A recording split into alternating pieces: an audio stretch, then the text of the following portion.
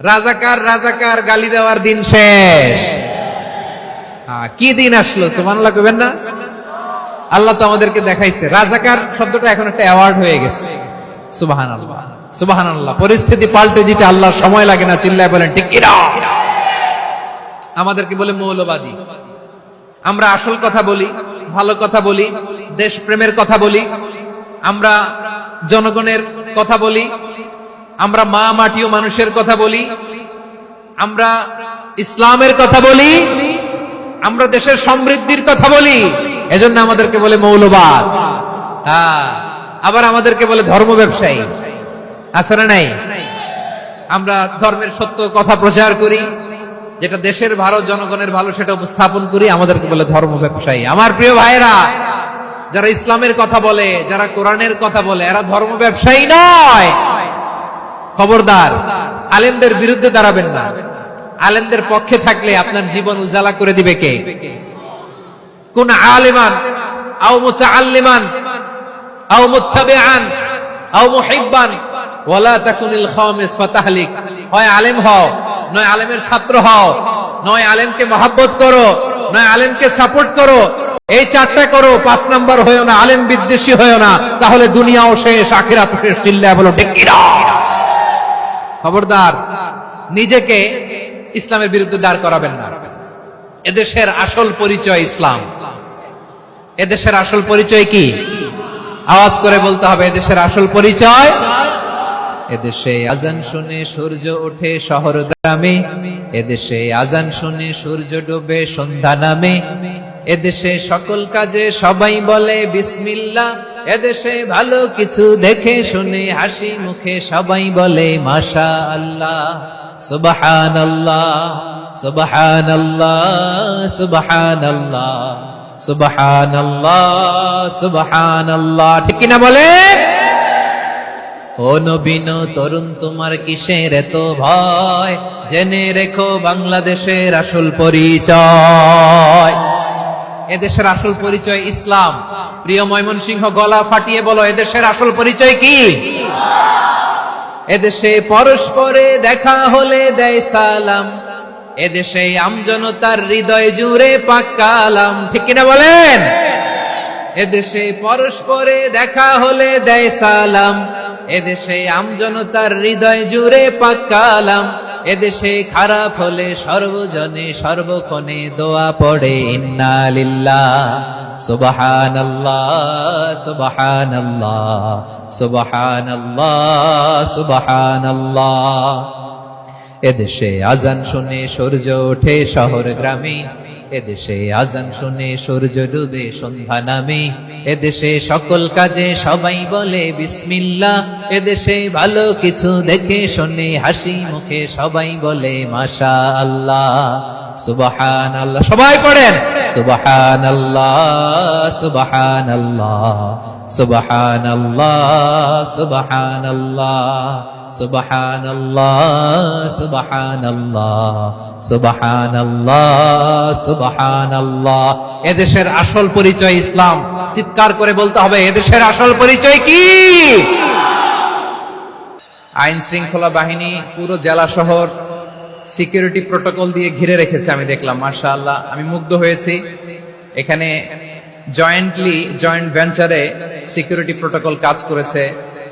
আমি নামার পরে দেখলাম ওখানে ফায়ার সার্ভিসের সদস্যরা আছেন, পুলিশ বাহিনী, বিজিবি দেখলাম, আমার র্যাবের ভাইরা, তারপর বিভিন্ন পেশার আইন শৃঙ্খলায় নিয়োজিত ভাইরা এবং ভলান্টিয়ার্সদের তো আলাদা পোশাকই আছে, মাশাআল্লাহ।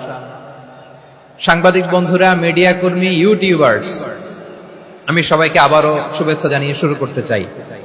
আজকের প্রোগ্রামটা আমার খুবই ভালো লেগেছে, যেটা খুব ইনক্লুসিভ একটা প্রোগ্রাম আমার কাছে মনে হয়েছে।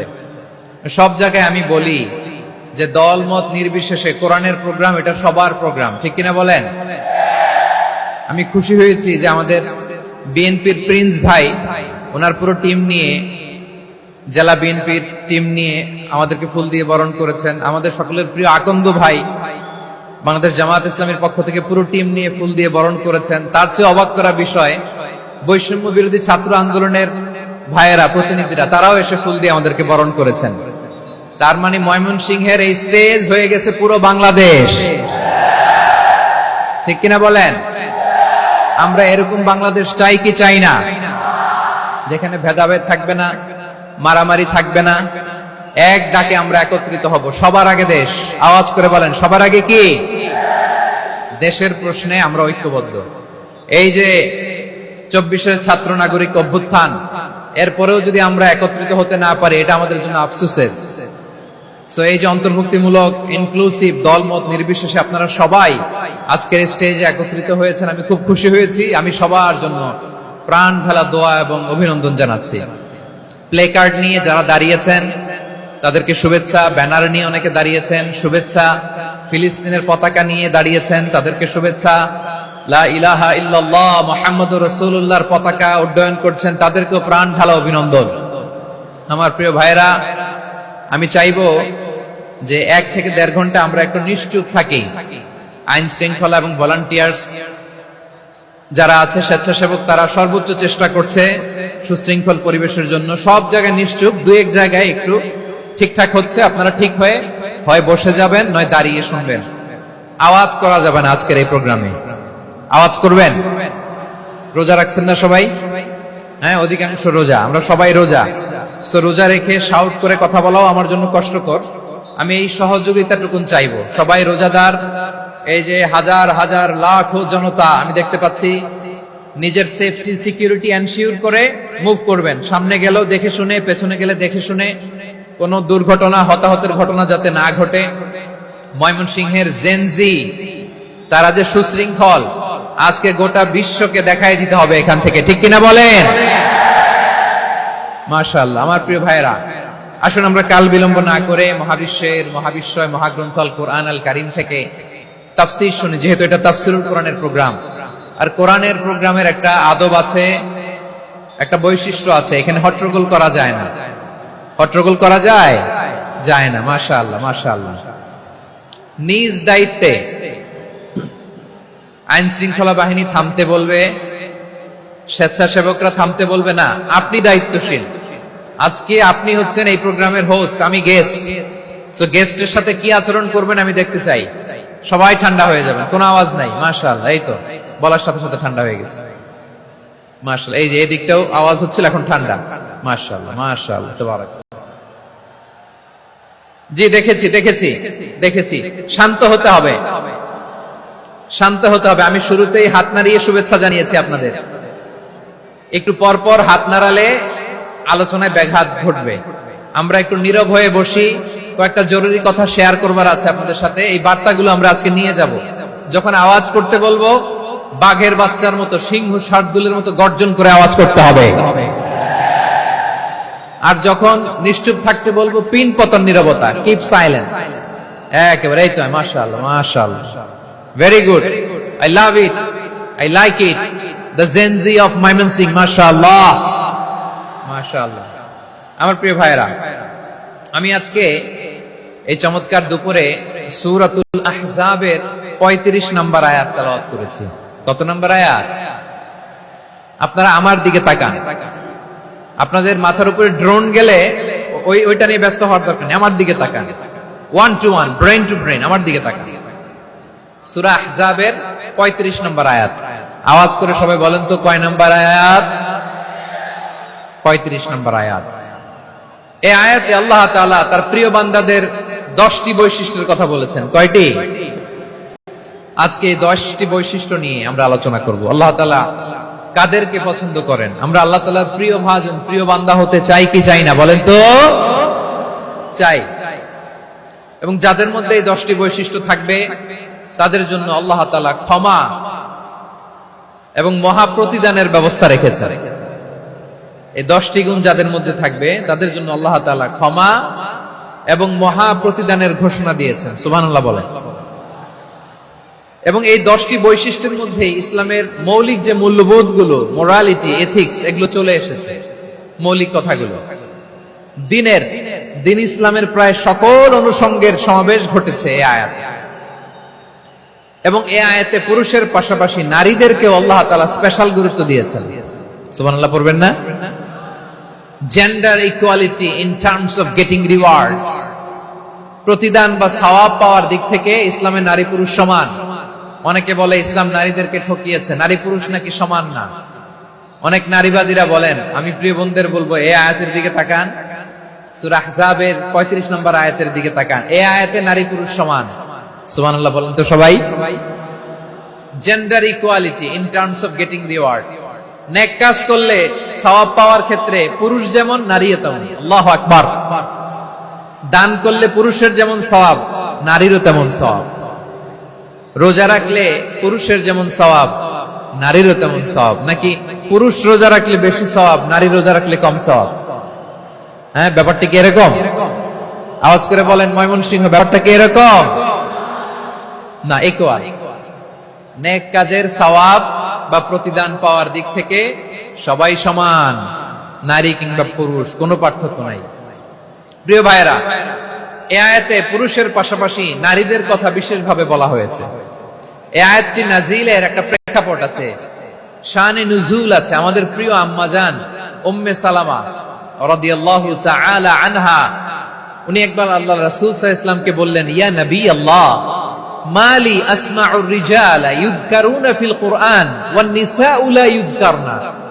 নবী হে, এমন কেন আমি কোরআনে দেখি যে প্রায় পুরুষদের কথা বলা হয় কিন্তু নারীদের নিয়ে কথা নাই।